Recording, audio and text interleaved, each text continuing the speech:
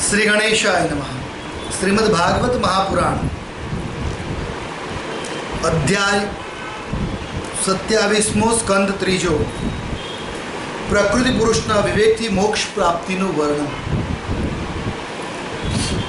श्री भगवान उवाच प्रकृतिस्थो अपि पुरुषो नाज्यते प्राकृतै गुणै अविकाराद कर्तृत्वा निर्गुणत्वा जलार्कव। श्री भगवान कहे छे हे मां जे ते जळમાં પ્રતિબિંબિત સૂર્યની સાથે જળના શીતળતા ચંચળતા વગેરે ગુણો સંબંધ હોતો નથી, તેવી જ રીતે પ્રકૃતિના કાર્યભૂત શરીરમાં રહેવા છતાં પણ આત્મા વાસ્તવમાં તેના સુખ દુઃખ વગેરે ધર્મોથી લેપાતો નથી, કારણ કે તે સ્વભાવે નિરંતર અકર્તા અને નિર્ગુણ છે। પરંતુ જે પ્રાકૃત ગુણો સાથે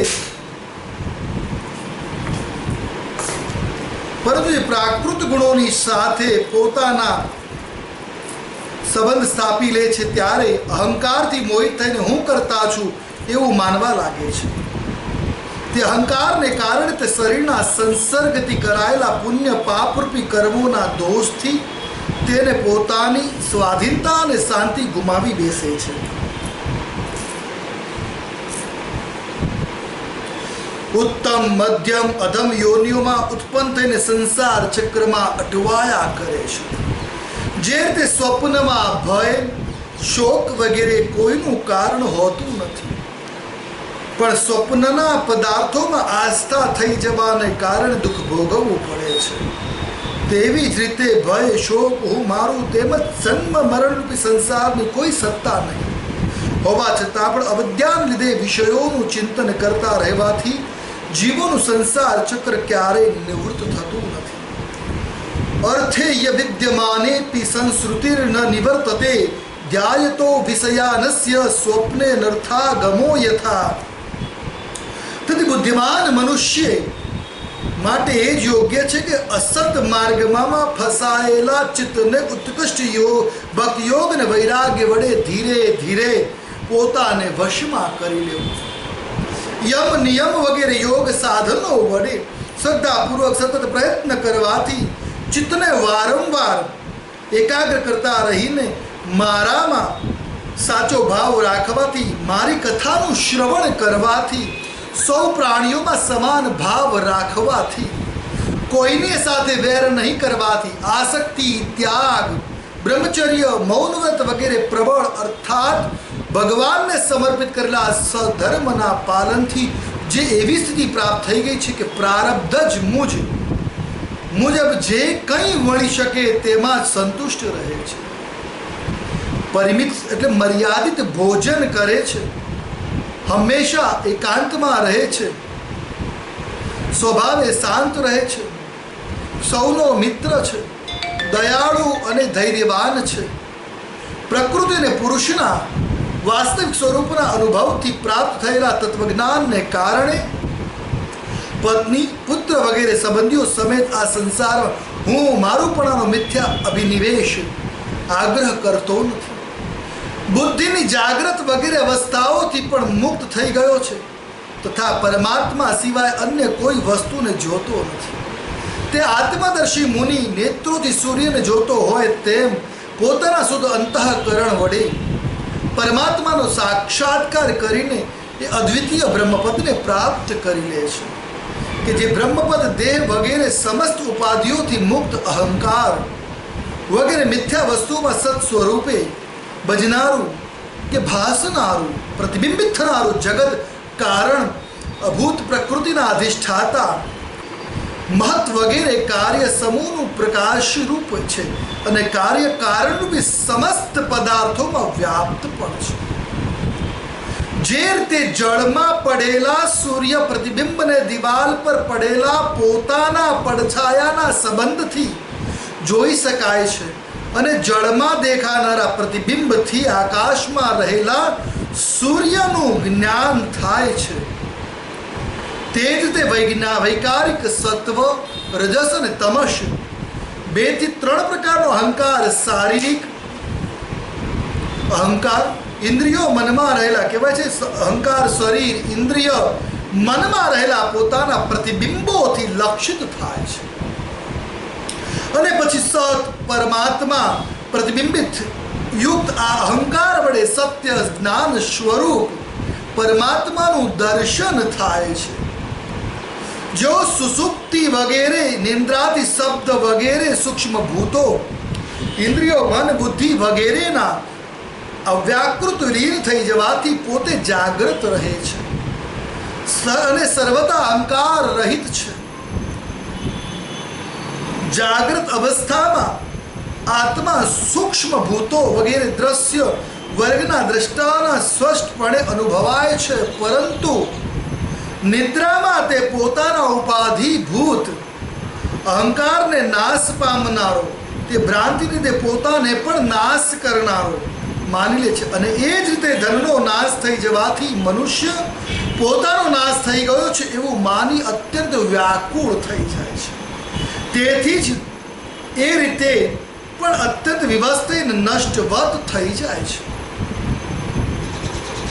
મન્યમાનસ્તદાત્મા નવનષ્ટો નષ્ટવન મૃષા નષ્ટે અંકરણે દ્રષ્ટા નષ્ટવિત્ત ઇવાતુર. માં આ બધી વસ્તુઓનું, કપિલજી દેવહૂતિજીને કહે છે, માં આ બધી વાતોનું મનન કરીને વિવેકી મનુષ્ય પોતાના આત્માને અનુભવ કરી લે છે. આત્મા અહંકાર સહિતના સમસ્ત તત્વોનું અધિષ્ઠાન છે અને પોતાનું જ પ્રતિબિંબ પ્રકાશિત થાય છે. આત્મા તત્વ એ પોતાનું પ્રતિબિંબ પ્રકાશિત કરે છે.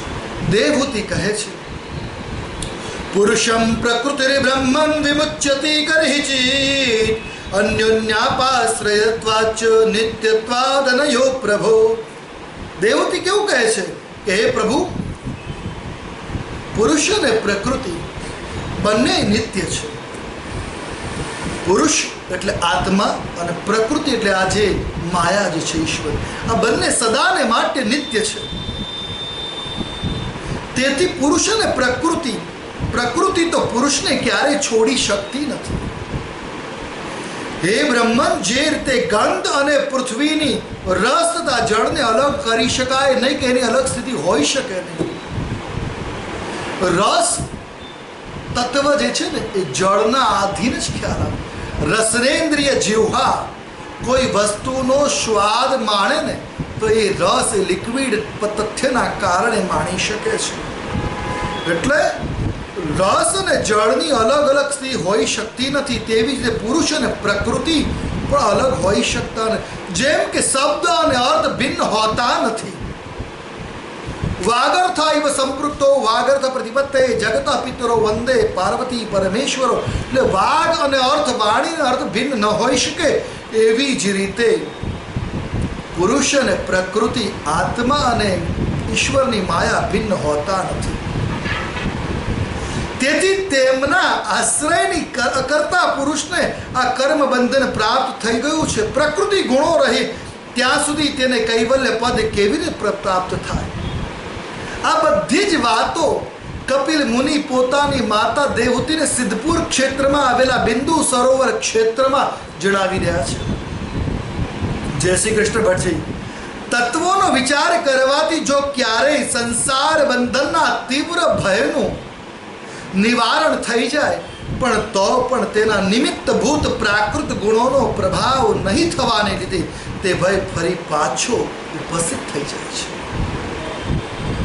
ભગવાન કપિલ કહે છે, અનિમિત્ત નિમિત્તેન સ્વધર્મેણામલાત્મના તીવ્રયા મયી ભક્ત્યા ચ શ્રુત સંભૃતયા ચિરમ.